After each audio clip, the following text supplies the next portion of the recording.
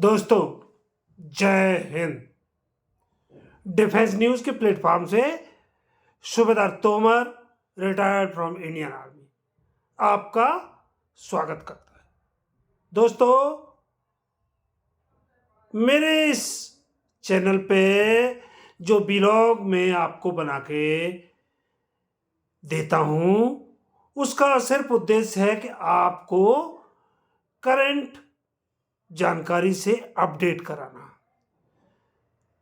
किसी भी miss information को या गलत जानकारी को मेरे चैनल पे आप नहीं पाएंगे, ना ही कोई सनसनीखेज आपको यहाँ बात बताई जाएगी, या किसी बिना मतलब के कि आपके अकाउंट्स में आज आपको ये आ गया, वो आ गया, इस पर्स ने वो कर दिया। टोटल बेसलेस चीज़ों का यहाँ कोई समावेश नहीं होगा। यहाँ भी जो भी मैटर आपको दिखा दिया जाएगा, that is totally on the facts, on deep study and deep research. उसके ऊपर दोस्तों बहुत मेहनत करनी पड़ती है मुझे, उसके बाद मैं आपको व्लॉग बनाता हूँ। तो आपसे निवेदन है कि प्लीज़ दोस्तों, मेरे व्लॉग को अगर आप सपोर्ट करते हैं तो सब्सक्राइब कीजिए मेरे चैनल को, बेल आइकॉन की घंटी को प्रेस कीजिए और वीडियो को लाइक कीजिए। दोस्तों, ये मेरी रिक्वेस्ट है।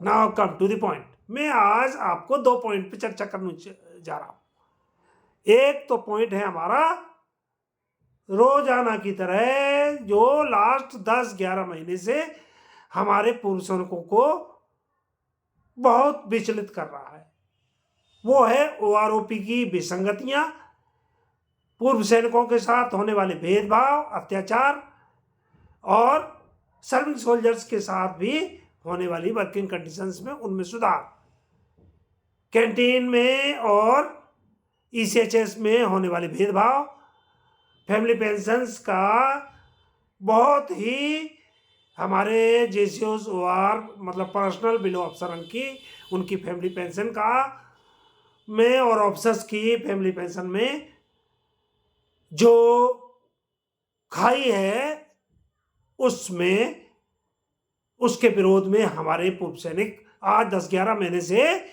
जो आंदोलन कर रहे हैं, देश के कई हिस्सों में वो अपना आंदोलन कर रहे हैं और इसके ऊपर वो कई रैलियां, प्रदर्शन, धरना, रेल रोको आदि कई तरीके से उसका वो अपनी आवाज सरकार को पहुंचाने की कोशिश कर रहे हैं। बट हमें दुर्भाग्य से, बड़े दुख से कहना पड़ता है कि हमारे देश की सरकार हमारे पूर्व सैनिकों की किसी भी मांग को ना तो स्वीकार कर रही है और ना ही वार्ता करने को तैयार है, और यहाँ तक कि हमें कोई सरकार की तरफ से कोई आज दिन तक इंडिकेशन भी नहीं है कि वो हमारे जो ये सारी हमारी परेशानियां हैं, पूर्व सैनिकों के साथ होने वाले दुर्व्यवहार और डिस्क्रिमिनेशन और या ओआरओपी की विसंगतियां, उनको वो स्वीकार करने के लिए भी तैयार हैं या नहीं। ये सरकार की हमें मंशा पे भी शक हो रहा है। तो दोस्तों, मैं आज यहाँ कहना चाहूँगा कि सैनिक दोस्तों, जैसा कि आप सभी को अभी तक पता ही चल चुका होगा कि हमारे पूर्व सैनिक संगठनों द्वारा जो देश के कई हिस्सों में ये सब प्रदर्शन किए जा रहे हैं और उसका परिणाम तो आज तक कुछ भी नहीं निकला है। फिर भी हमारे पूर्व सैनिक संगठनों को उनका क्या है कि उनके यहाँ कुछ हमारे सद्बुद्धि रखने वाले पूर्व सैनिकों ने, जो हमारे पूर्व सैनिकों के संगठनों में फूट पड़ चुकी है, इसकी वजह से हमारे आंदोलन में बहुत कमी आई है और उसका बहुत नुकसान हुआ। तो इसके लिए 25/12/2023 को दिल्ली में एक गुप्त स्थान पर,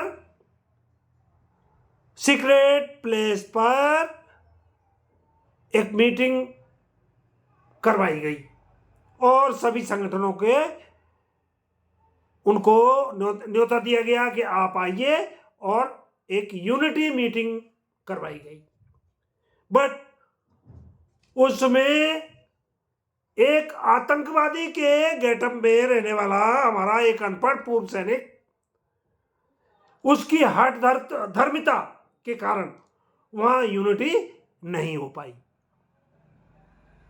और उसके बाद उसके वीडियो जो संदेशों के द्वारा भी यह महसूस हो रहा है कि इन पूर्व सैनिक संगठनों में जो यूनिटी और एक मंच पर आने के लिए जो मीटिंग करवाई गई उसका कोई फल नहीं निकला। और यह भी लग रहा है कि भविष्य में भी इनके किसी एक मंच पर आने को ये तैयार नहीं हो, क्योंकि इन लोगों की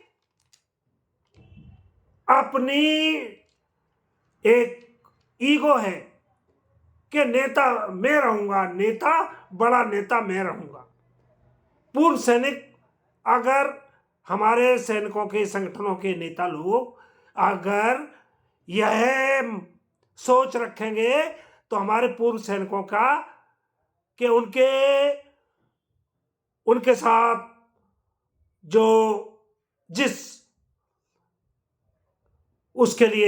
जिसके लिए हमारे ये सब आंदोलन किया जा रहा है, उसका कोई मीनिंग नहीं रह जाता है। तो दोस्तों, आप लोग इसको समझिए। और इसकी वजह से हमारे पूर्व सैनिक ठगा सा महसूस कर रहे हैं। तो ये दोस्तों, आज दिन तक आप सोचिए, इन आत्ममुग्ध, सेल्फ ग्लोरिफाइड ये पूर्व सैनिक नेता अपने आप को इतना ऊंचा समझते हैं कि सैनिकों की समस्याओं से इन्हें कोई लेना देना नहीं। और ये हमारे सरकार के साथ हमारी ओआरओपी की विसंगतियां दूर कराने जा रहे हैं, और हमारी मिलिट्री सर्विस पे उसको ये अफसर्स के बराबर कराने जा रहे हैं। सोचिए जरा, क्या ऐसा संभव है? इन लोगों की हरकतों से, इनके नाटकीयता और इनके आपस में जो जूतम पेजार जिसका ये प्रदर्शन कर रहे हैं, तो इससे पूर्व सैनिकों के कोई हित पूरे होंगे? कभी नहीं। मैं कह रहा हूं दोस्तों, आपको पूर्व सैनिकों को आप मंथन करना है इस बात पर। तो दोस्तों, ये एक बात हुई मेरी अपने पूर्व सैनिकों के बारे में। दूसरी बात, आज का मेरा सब्जेक्ट है कि रक्षा मंत्री, जैसा कि आपको पता है, रक्षा मंत्री हमारे आजकल राजौरी और पुंछ के दौरे पर है। उसके पीछे कारण क्या है कि आपको पता ही है कि JNK में राजौरी पुंछ एरिया में एक बफलियाज नामक जगह है, जिसमें हमारी सेना की हेडक्वार्टर 13 सेक्टर RR, उसके अंडर जो ट्रुप्स आते हैं, उनकी 2 व्हीकल्स हमारी सेना की जा रही थी। उनको रास्ते में आतंकवादियों ने उनको एक घात लगाकर उन पर हमला कर दिया, जिसमें हमारे 4 सैनिक तो वहीं वीरगति को प्राप्त हो गए, और 3 या 4 हमारे सैनिक अभी भी हॉस्पिटल में अपने जीवन मृत्यु से संघर्ष कर रहे हैं। तो ये है इसका पीछे का, आपको पता। उसमें जब दूसरे दिन हमारे ट्रुप्स ने, सेना ने वहां पे जो सस्पेक्ट थे, जो सिविलियंस थे, जो जिनके ऊपर शंका की गई कि ये लोग आर्मी को आतंकवादियों को ये मदद दे रहे हैं, तो उनको पकड़ा गया, उनको राउंड अप किया गया। राउंड अप करने के बाद इंटरोगेशन हुआ उनका। इंटरोगेशन के दौरान उसमें से 3 सिविलियंस, क्योंकि ये लोग कितना भी इनके ऊपर वो कर दिया जाए, मतलब कड़ाई की जाए, फिर भी ये लोग, इनकी जो सूचना है आतंकवादियों को जो हेल्प करने की, ये जो लोग हरकतें करते हैं उसको ये सेना को नहीं बताते, क्योंकि ये लोग बहुत ही डेडिकेटेड है अपनी काज के लिए। ये अपने कॉज के लिए बहुत डेडिकेटेड है। ये सेना की इतने कड़ाई के बावजूद भी ये लोग नहीं बताते हो, तो उसमें 3 सिविलियंस की डेथ हो जाती है। उस डेथ को पहले तो सरकार की कमी रही कि इस डेथ को पब्लिक में के डोमेन में आना ही नहीं चाहिए था, ऐसी खबरों को पब्लिक डोमेन में आना ही नहीं चाहिए। फिर भी जो कुछ हुआ, तो उसके लिए एक कोर्ट ऑफ इंक्वायरी डिटेल की गई, जिसमें कि हमारे किसके खिलाफ, हेडक्वार्टर 13 RR जो है ना, सेक्टर हेडक्वार्टर 13 RR के, उनके हमारे ब्रिगेड कमांडर जो हैं, सेक्टर कमांडर, उनके खिलाफ, जो ब्रिगेडियर साहब का के रैंक का हमारे अफसर है, उनके खिलाफ एक court of inquiry, staff court of inquiry order की गई। सेना में आपको पता है हमारी training, motivation and strict discipline होता है। किसी की कोई हिम्मत नहीं कर सकता कि किसी मानवाधिकार के खिलाफ वो कोई काम कर सके। मानव अधिकारों की रक्षा का भारतीय सेना का शानदार रिकॉर्ड है। सेना में मानव अधिकारों के उल्लंघन के सबूत पाए जाने पर अनुशासनात्मक कार्रवाई की भरपूर व्यवस्था है। फिर भी अंतर्निहित स्वार्थी तत्वों द्वारा कुछ लोग जेएंडके के और हमारे देश विरोधी, पूरे देश में भी ऐसे फैले हुए हैं जो देश विरोधी और हमारी सरकार के खिलाफ दिन रात अपना मुहिम चलाए हुए हैं। ऐसे तत्वों द्वारा, देश विरोधी ऐसे तत्वों द्वारा जो हो हल्ला मचाया जा रहा है, वह निश्चित ही निंदनीय है। भारतीय सेना आतंकवादियों के खिलाफ अभियानों का संचालन करते हुए भी वह देश के कानून और अंतर्राष्ट्रीय स्तर पर मान्य परंपराओं का पूरा पालन करती है। सेना ने मानव अधिकारों के उल्लंघन के मामलों में से उन मामलों से निपटने के लिए विस्तृत कायदे और कानून बनाए हुए हैं। बहुत जितना अच्छी SOP, स्टैंडिंग ऑपरेटिव प्रोसीजर सेना बना के रखती है कि वो कोई दूसरा विभाग ऐसा नहीं करता है। सेना को पता है उग्रवाद के केंद्र में आम जनता के बीच के भी कुछ लोग उग्रवादियों की मदद करते हैं। सबको पता है ऐसे लोगों से, आम जनता के बीच के ऐसे सस्पेक्ट से, उन लोगों से कड़ाई से पेश आना पड़ता है सेना को।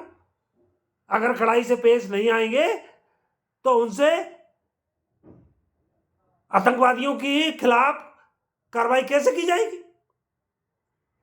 ऐसा करते समय, ऐसी कड़ाई करते समय उन सैनिकों का जिनके साथियों को बेरहमी से मारकर उनके सब छत में छत किए गए हों, ऐसे हमारे सैनिकों का आवेश में या गुस्से में अपने ऊपर धैर्य को कैसे रख सकते हैं? जिनके साथियों के 1 दिन पहले या 2 दिन पहले आतंकवादियों ने कोई मानवाधिकार की सारी पराकाष्ठा से पार गए हों और उन्होंने हमारे सैनिकों के छत पे छत की हो गए हों, और उन्हीं के साथियों को कि जब तो वो कैसे अपने ऊपर काबू रख सकते? ऐसा करते समय जब वो नेचुरल बात है कि कहीं न कहीं मनुष्य का धैर्य टूट जाता है और वह अपने गुस्से पर काबू नहीं रख पाता है। अतः ऐसी छोटी-मोटी मानव अधिकार के उल्लंघन की मामलों में जो कि सैनिक हम वैसे तो पूरा मानव अधिकारों का पालन करता है, तो अगर ऐसा छोटा-मोटा कोई मानव अधिकार का उल्लंघन भी हो गया हो तो वह पूरी तरह क्षम्य है। भारत सरकार को उसको टोटल उस पे है ना मिट्टी डालना चाहिए। इसको पंजाबी में बोलते हैं मिट्टी पाओ। भारत सरकार ने इस मामले में बहुत बड़ी गलती की है।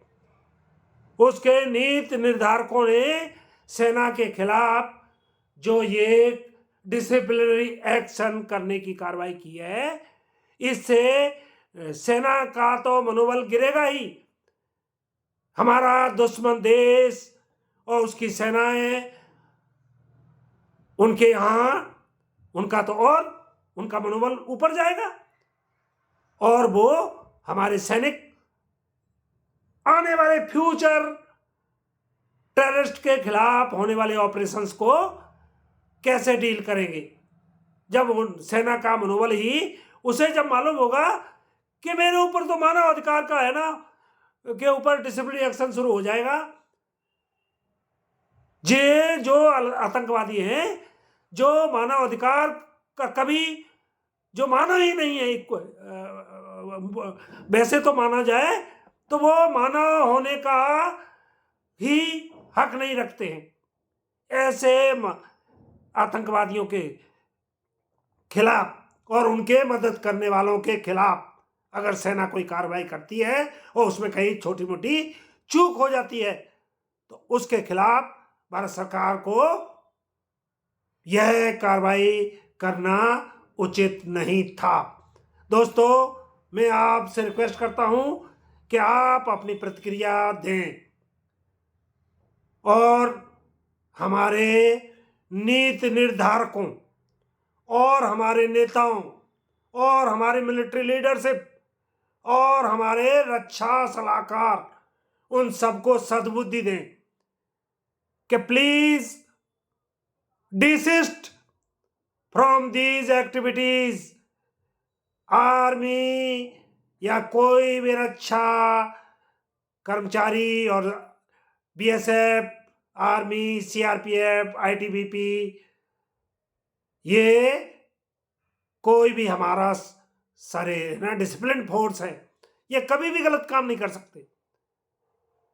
तो इनके ऊपर अगर इस प्रकार की कार्रवाई की गई या इसको आगे बढ़ाया गया तो यह देश के लिए बहुत घातक होगा। तो सेना से, हमारी सरकार से मेरा निवेदन है कि इसके ऊपर पुनर्विचार किया जाए और सेना को पूरी छूट दी जाए। अगर आप चाहते हैं कि सेना देश की रक्षा करे, आतंकवादियों से देश को, हमारे समाज को बचाए, तो सेना को इन सब मानवाधिकार जैसे पश्चिमी देशों के मुहावरों से, उनके ये सब उनसे है ना भारतीय सेना को मुक्त कराया जाए। तो दोस्तों, आज का व्लॉग मैं यहीं दी एंड करना चाहूँगा।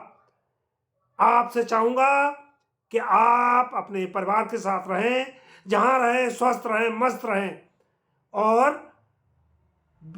Be happy.